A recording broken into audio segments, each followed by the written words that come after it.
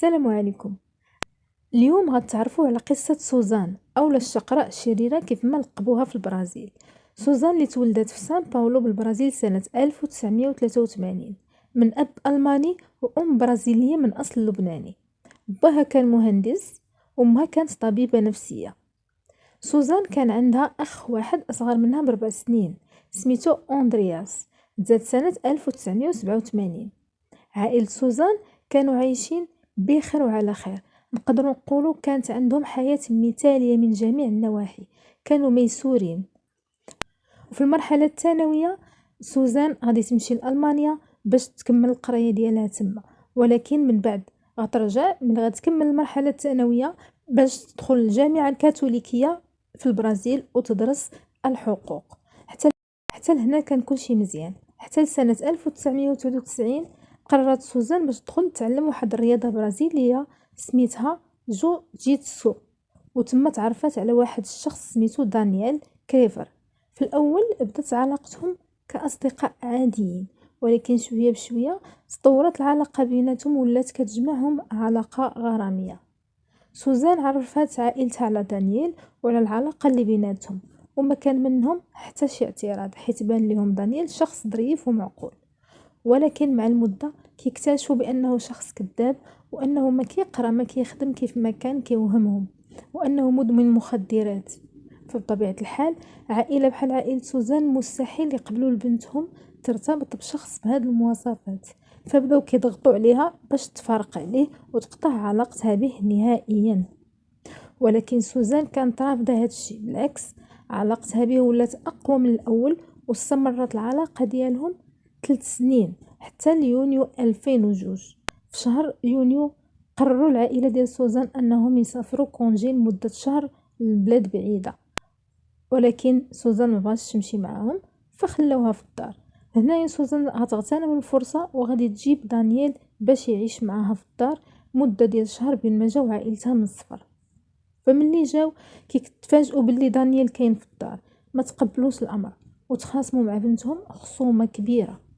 فهنا طلبت سوزان من والديها يشريو ليها دار تسكن فيها هي ودانيال بوحدهم وتبعد عليهم، ولكن الاب رفض وقال لها الا بغيتي دار خاصك تخدمي وتشريها بفلوسك، وزيدون دانيال ماشي هو الشخص المناسب اللي ممكن تعيشي معاه بوحدك في دار وحده. بطبيعه الحال سوزان ما عجبهاش الحال، والمشاكل عاد ما زادت بينها وبين عائلتها، بقات غادا وكتكبر حتى لواحد النهار اللي هو 31 اكتوبر 2002، اي بعد 5 شهور.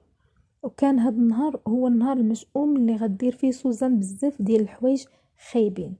سوزان قدرت تقنع خوها الصغير اللي عنده 15 سنه باش تديه لصاله الالعاب باش يلعب مع صحابه ويستمتع، وفعلا داتو ورجعت هي ودانيال للدار، وكان معاهم خو دانيال كريستيان اللي كان عمره 26 سنة. دخلت سوزان هي الأولى وخلت دانيال وخوه على برا، وطفات كاع الكاميرات وجهاز الإنذار، وطلعت لغرفة باها وامها باش تأكد باللي ناعسين.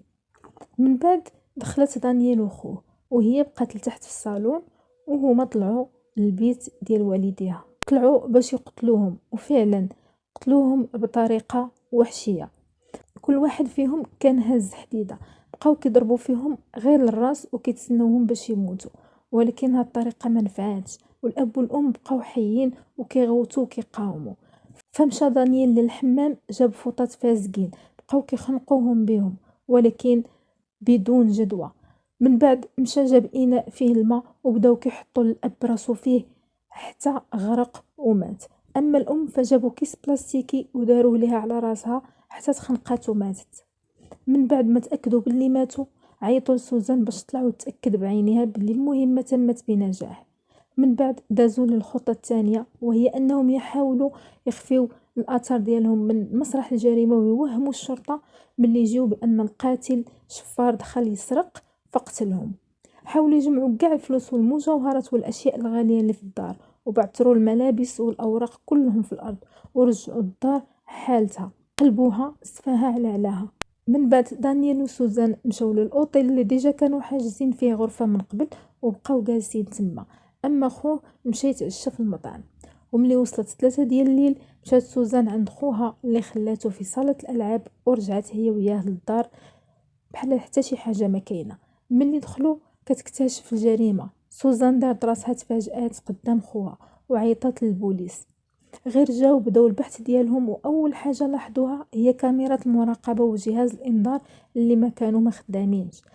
فهنا شكوا بان المجرم واحد من العائله، خصوصا انه جهاز الانذار ما يمكنش يطفى غير من الداخل ديال الدار، يعني ما يمكنش يكون براني دخل الدار وطفاه، والا كان الانذار غيخدم ويفيق مالين الدار.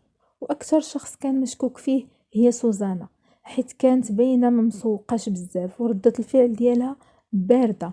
وزيد عليها من بعد 3 ايام على موت والديها سوزان غادي تمشي تحتفل بعيد ميلادها مع اصحابها بحال اللي حتى شي حاجه ما كاينه، وغدير حفله كبيره.